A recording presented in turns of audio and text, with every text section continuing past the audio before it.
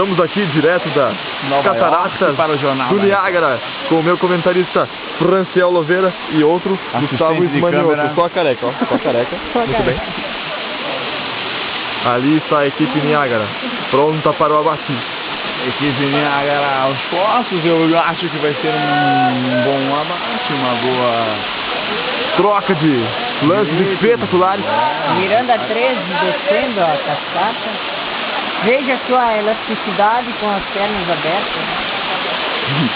Veiga com seu Genovaldo. Veio a cavalo. Veiga veio a cavalo, já não cresceu o suficiente.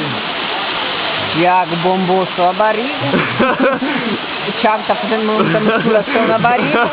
E o Igor só vai crescer o cabelo agora no meio da cabeça. Isso, com certeza. Ó, lá vem ele! Lá vem ele! Miranda 3.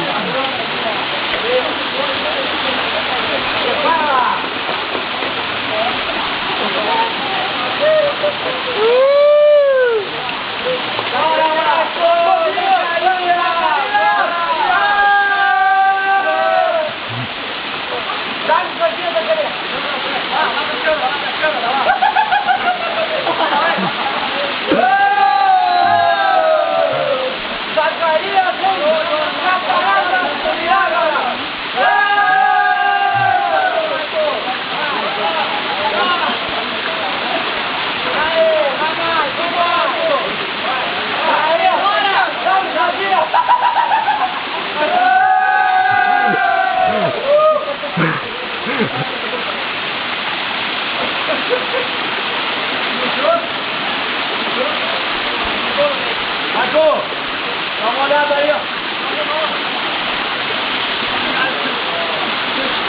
Faz uma pose pra outra, mano.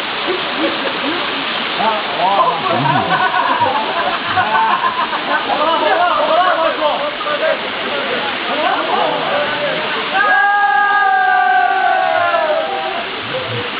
vai te dar uma dedada na cara.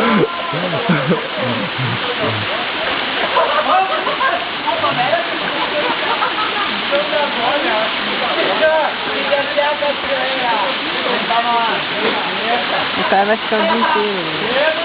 Vai ganhar uma graninha bacana. 100, 200 quilos por dia.